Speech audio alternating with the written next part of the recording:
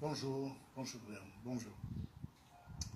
Écoutez, nous sommes très ravis, moi principalement, je suis très ravi d'accueillir au Maroc votre émission qui s'intitule « Il était temps de savoir ».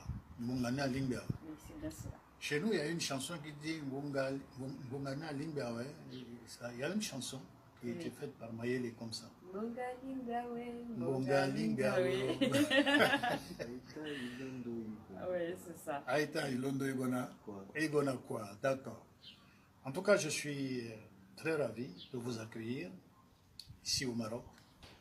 Et je dirais plutôt que je suis très honoré et même satisfait de savoir qu'une fille, une centrafricaine, dans ce milieu de pleine effervescence, dans ce milieu de lutte âpre pour se faire une place, se faire connaître, une fille s'est choisie et s'est distinguée pour porter haut la voix des sans-voix et surtout de ce rendez-vous mongané à Lingbiao. Il était temps de le prévoir. Donc je vous souhaite vraiment une bienvenue et croyez-moi, c'est avec un double amour que je vous accueille, en tant que père d'abord et en tant que chef de la mission centrafricaine ici au Maroc. Je suis Nimaga Ismaël, je suis ambassadeur de la République centrafricaine dans tout le Maghreb arabe et doyen du corps diplomatique dans tout le Maghreb également, en Tunisie, en Algérie, en Mauritanie et ici à Rabat. Voilà, je ne sais pas si j'ai répondu à votre question. Oui, merci monsieur l'ambassadeur. Aujourd'hui, nous allons parler sur l'économie industrielle de notre pays. Il y a plus de 20 ans, non, plus de 30 ans en arrière, la République centrafricaine y fait partie de l'un des pays plus ou moins développés par rapport à leur industrialisation. Mais à ces derniers moments, nous constatons que ce pays est en train de se reculer, il est en train de rentrer dans un trou, que les Centrafricains sont en train de poser des questions. Pourquoi tout cela est en train d'arriver dans ce pays? Vous pouvez nous parler un peu sur ce sujet? Je crains que le temps qui nous est imparti ne soit suffisant pour aborder un sujet de si grande ampleur. Un sujet d'importance capitale. Un sujet que si l'on avait compris, si on l'avait maîtrisé, notre pays ne serait pas là. Et c'est vrai, je suis un peu témoin de l'histoire et de l'évolution de notre pays, mais laissez-moi vous confirmer, et même affirmer, que la République centrafricaine était un pays qui était à l'avant-garde, un pays qui était déjà en avance, un pays sur tous les plans. Boganda l'a voulu, Dieu l'a voulu, et tous les chefs d'État qui se sont succédés l'ont voulu. Et ce pays, malheureusement, comme vous le dites, est en train de sombrer. Si je dois vous parler de ce pays, il faudra d'abord qu'on se mette à l'évidence et de savoir que la République centrafricaine n'est pas un pays spécial. C'est un pays comme tous les autres. C'est un pays comme tous les autres. Nous avions des atouts, nous avions vraiment nos acquis. Et moi qui vous parle, j'ai assisté à beaucoup d'événements. Et si aujourd'hui vous me le permettez, je peux peut-être vous rappeler quelques-uns. Tenez par exemple, sur le plan de l'infrastructure, sur le plan de l'agriculture, sur le plan du développement, la RCA était un pays qui se suffisait, je vous assure. Je prends seulement l'exemple du café. Le café était cultivé partout, à l'est, à l'ouest, et même dans certains pays du Nord. Et le café connaissait une sorte de gestion qui était centralisée. On avait une caisse de péréquation qui non seulement encourageait les producteurs de café pour l'amélioration de leur production, mais se chargeait de la collecte, de l'achat, de la collecte, de l'acheminement et de conditionnement du café vers l'extérieur. Rien que ça, avec la caisse de péréquation qu'on avait à l'époque, qui s'appelait Caisse Stable, je crois, on exportait 90% de nos produits de café vers l'extérieur. Si vous prenez le bois, malgré la gestion un peu scabreuse, mais le bois était bien géré, nos forêts étaient bien gérées, nos ingénieurs qui suivaient les cahiers de charges surveillaient la coupe des bois, mais maintenant ça n'est plus ça.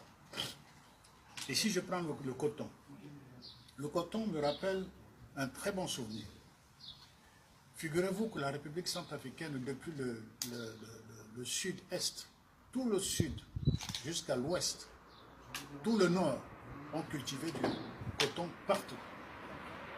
Et dans chaque préfecture, il y a au moins 3 à 4 usines d'égrenage de coton.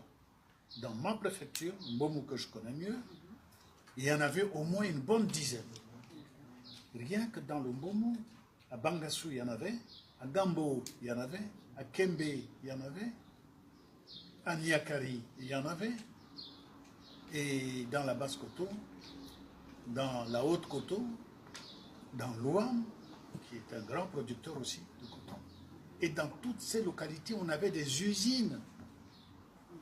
On organisait des collectes de coton par cette appellation de la Fandema. La Fandema, ça veut dire la fin du mois. Ah, d'accord. Par déformation de mes parents, les Zakara, on dit la Fandema. D'accord. Alors, nous, on les suivait quand j'étais à l'école primaire. Nos mamans nous achetaient des boutons, des boucles d'oreilles, des épingles. Et on les suivait pour aller étaler. Et puis, les gens vendaient leur coton et venaient acheter. Donc, on voyait les camions qui s'appelaient, à l'époque, la société s'appelait CTRO. C-T-R-O, Compagnie de transport routier. Et c'est eux qui se chargeaient de prendre les cotons, de les emmener dans les usines d'égrenage. Et on venait assister. Vous voyez le camion qui déverse dans tel entrepôt, et vous voyez un tuyau qui aspire le coton directement dans les machines, et de l'autre côté des ballots. Vous savez que c'est que les ballots de coton? Oui. Emballés, étiquetés, avec des fils de fer ballon, on disait à l'époque, prêts à l'exportation. Depuis l'usine dans l'arrière-pays, que ce soit à Dekwa, que ce soit à Kakabandoro, que ce soit à Sibut, que ce soit à Bangassou, que ce soit à Gambo, que ce soit à Bossangwa, les cotons venaient déjà préparés, prêts à l'exportation. Ça marchait très bien. Alors, à un moment donné, bien entendu, quand ils ont vu que l'essor, la RCA a commencé à prendre de ses ailes, paf, ils ont créé ce qu'ils appellent les réformes agraires. Et cette réforme agraire, ça nous a tués. C'est quoi cette réforme? Ah ben, cette réforme agraire, c'est de dire que le coton, maintenant, on le délocalise. De telle localité, vous ne produisez que du café. On va ramener le coton dans telle autre préfecture. On privilégie telle autre préfecture, alors que dans toute l'étendue de la RCA à l'époque... Et c'est qui a ramené ce système? Ah ben c'est toujours ce phénomène de Banque mondiale, de FMI, qui nous insuffle leur doctrine, qui pense que ce qui est bon pour un pays B peut aussi l'être pour un pays C, alors que c'est faux. Il y a les réalités locales qui font que tel produit pousse mieux ici. Mais en tout cas, moi j'ai grandi, mais vraiment en m'amusant sur des montagnes et des montagnes de café et des montagnes et des montagnes de coton qui sortaient de partout. Je ne cite que ces deux exemples. Voilà, aujourd'hui, on nous a réduit à notre plus simple expression. Bref, c'est la réforme agraire. Mais dans tout ça, pendant que nous produisions du coton, nous avions à Bangui ce qu'on appelle l'usine de coton. Là, Ucatex. Ucatex, je te remercie. Tu es jeune, mais tu gardes encore en mémoire. Je fais des recherches par rapport voilà. à ça. On avait l'Ucatex. Nos cotons de chez le producteur venaient à l'usine, de chez l'usine, allaient à l'extérieur. Ça nous rapportait des dividendes. Et le surplus était orienté à Bangui dans nos usines pour faire des pagnes, pour faire des compresses, pour faire toute autre chose. J'ai entendu même, c'est l'Ucatex qui produisait des vêtements Mais je vous le militaires. confirme, vous avez entendu, mais aujourd'hui je vous le confirme, parce que je suis allé dans l'usine même, on a vu du coton qui est emassé et qui se fait aspirer par les machines. De l'autre côté, ce sont des milliards et des milliards de fils que vous voyez défiler pour ensuite passer de l'autre côté. Vous voyez toute une nappe toute blanche qui défile. Ce sont les tissus. On appelait à l'époque les Américains, Americani. On appelait ça comme ça. Et ce sont ces tissus-là qui rentrent dans l'autre côté et qui ressortent comme des pagnes déjà imprimés. Et nous, on produisait des peignes par ballot. Un ballot peut contenir jusqu'à 100 pagnes et ça constitue un lot. Alors, on exportait au Nigeria, on exportait au Cameroun, on exportait au Soudan, on exportait partout. Et dans nos hôpitaux, on n'a pas besoin d'importer des compresses, des cotons, des bandes, pas du tout. Tout était fait sur place. Croyez-moi, Bangui était suffisant. La RCA était suffisante. De l'autre côté, on avait même ce qu'on appelait Siot à l'époque. Vous voyez l'avenue des Martyrs et l'avenue David Dako, la joncture vers Pétévo, là. Il y avait Siot ici, qui fabriquait des chaussures. Eh oui. On avait également une société marocaine. Ce que je vous dis date des années...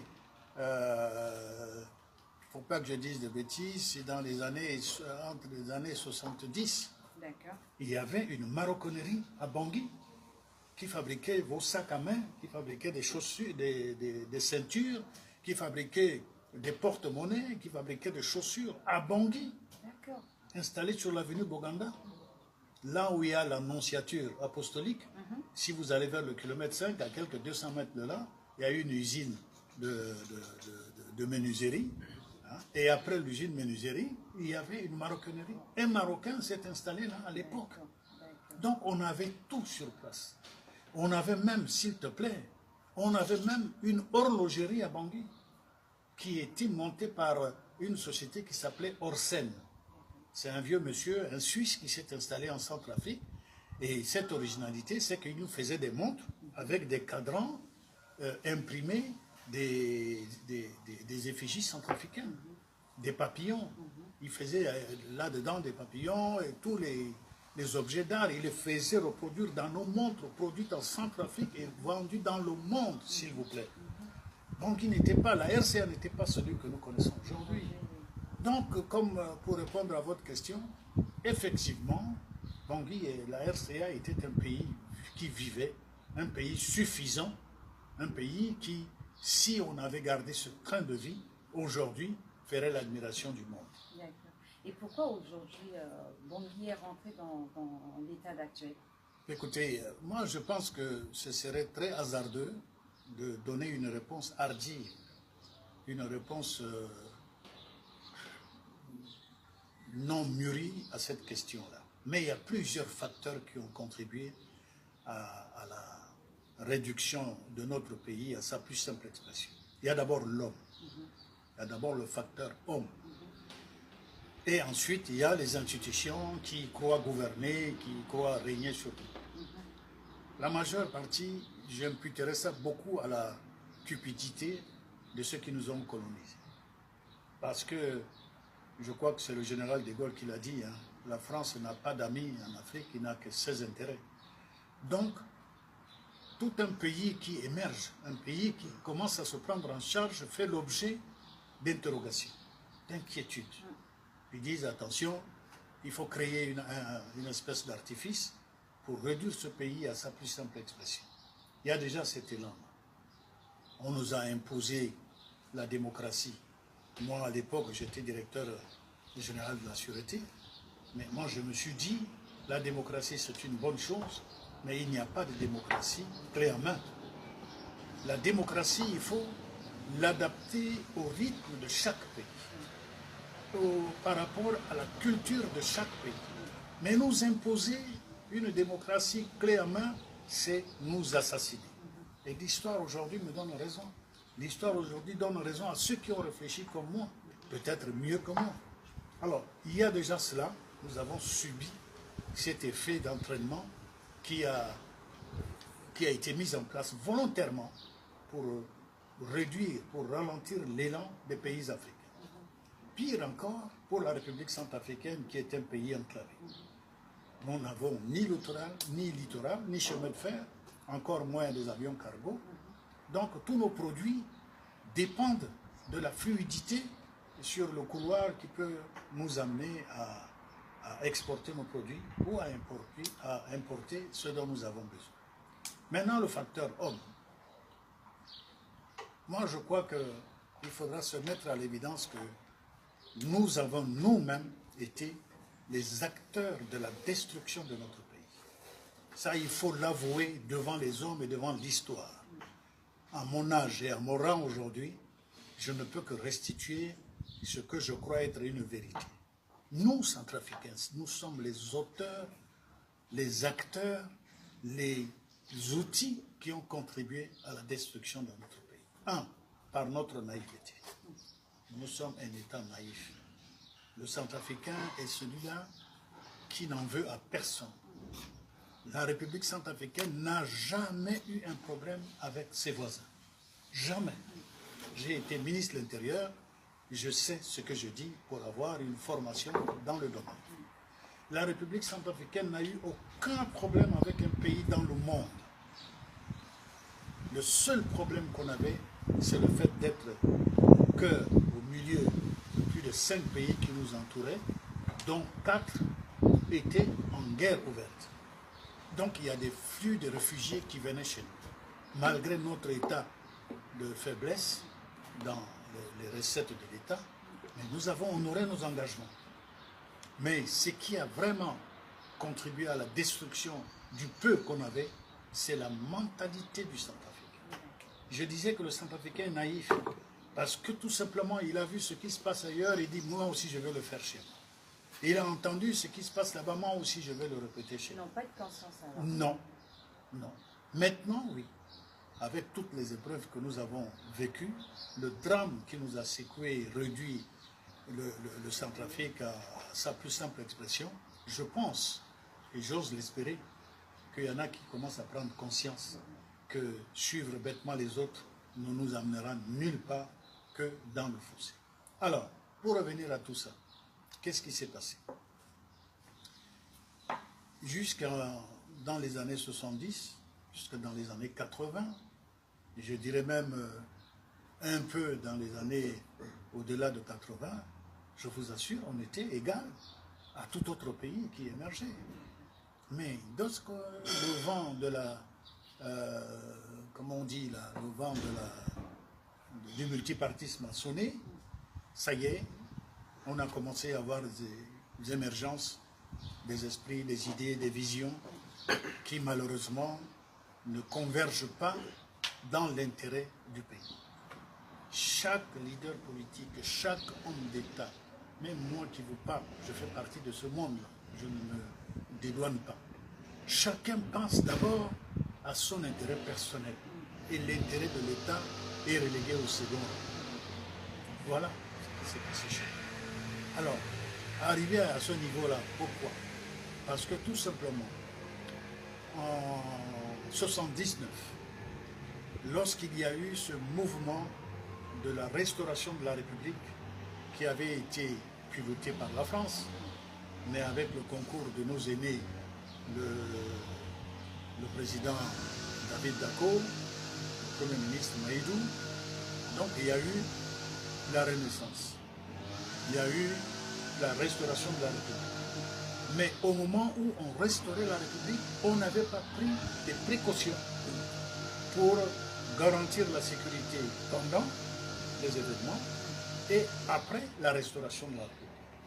Ce qui fait que de l'autre côté du fleuve, du côté de Zongo, nos frères, que je ne cite pas de nom par respect, ont traversé le fleuve, ils sont venus, ils ont commencé à saccager les boutiques, ils ont commencé à casser tout, emporter. Et le Centrafricain a vu, en disant, tiens, moi aussi je peux tomber dans la rue, aller casser les boutiques, m'enrichir. Voilà ce qu'on appelle le grâce Dacko. Grâce à Dacko nous a ramené vraiment par terre, dans le chaos. Et le Centrafricain a commencé à prendre goût dans ça. Maintenant, il suffit de moindres choses. Ceux qui veulent porter des revendications par cette voie autorisée qui est la manifestation, la grève, la marche. Mais il y a ceux qui sont là pour profiter et semer le chaos. Et c'est ceux-là qui ont donné goût à tout Centrafricain maintenant. Ça, c'est l'un des facteurs. Le deuxième facteur, c'est que nous-mêmes, dans la gestion de la chose publique, nous n'avions pas de rigueur. La bonne gouvernance n'était que sur les lèvres. Mais fondamentalement, nous pouvons, si nous voulons. Je cite le cas, à un moment donné, à l'époque, on a mis un comité de gestion.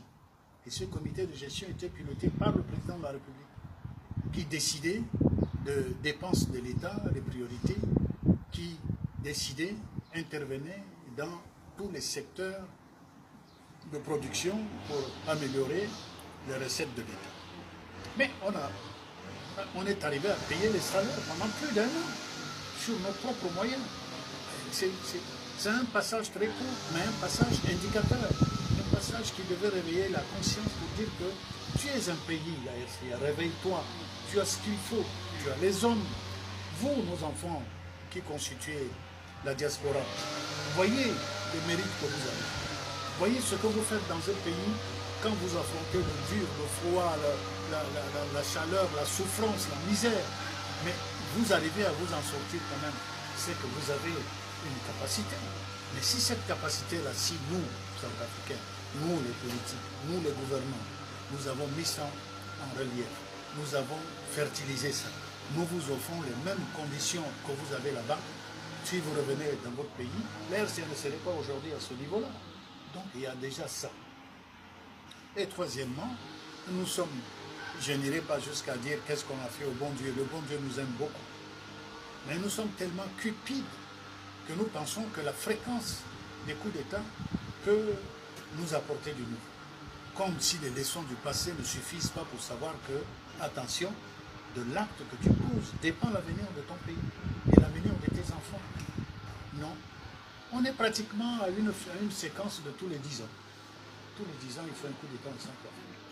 Alors, il y a tout ça qui contribue à, faire éloigner nos enfants qui ont un potentiel. Ceux qui peuvent nous aider, ils vont s'installer à l'extérieur. Tout simplement parce que mal accueillis, mal utilisés, mal servis, alors qu'ils ont passé des années et des années sur le banc d'école pour être arrivés à ce niveau-là.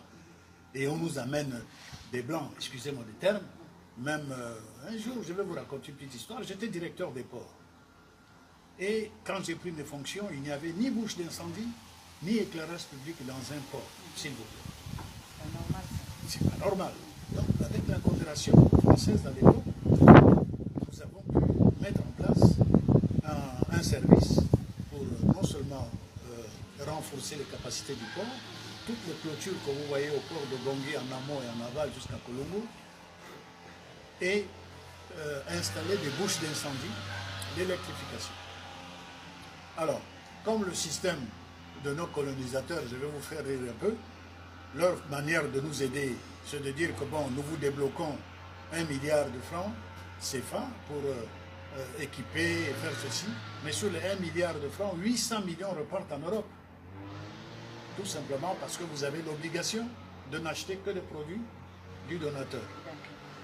Deuxièmement, ils vous envoient des experts, soi-disant des experts, c'est là où je voudrais en venir, et qui ont mis 1000 fois le salaire d'un ingénieur centrafricain. Alors, une fois, je me suis trouvé devant un ingénieur qui devait venir faire l'élargissement du quai de Port Central. Et lorsque j'ai demandé son dossier, s'il vous plaît, c'était un brancardier. Brancardier de la santé. Et il est venu pour les ponts et chaussées.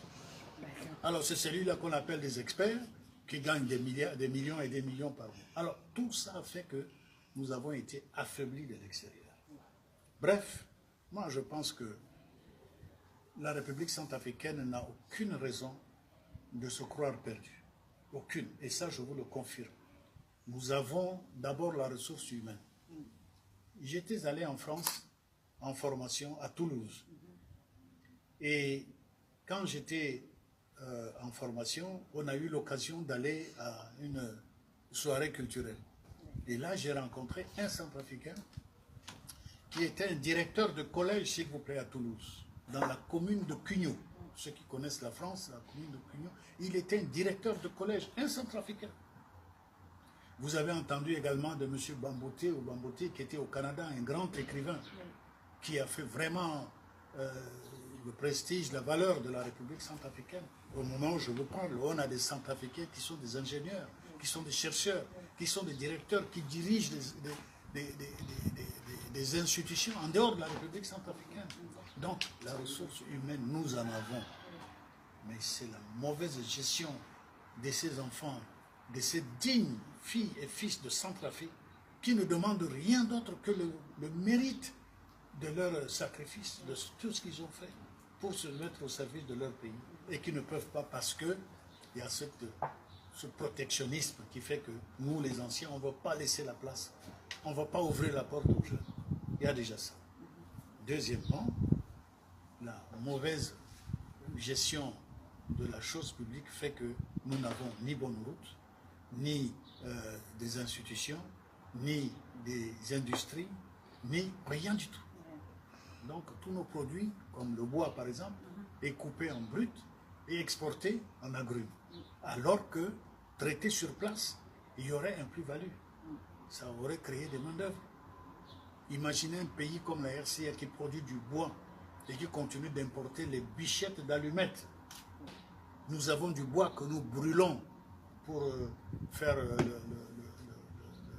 comment vous appelez ça là, pour produire de l'électricité. On brûle ça. Papier hygiénique, c'est fait à partir de la pâte de bois. Les fournitures d'école, c'est fait à partir du bois. Nous n'en avons aucune. Imaginez ça.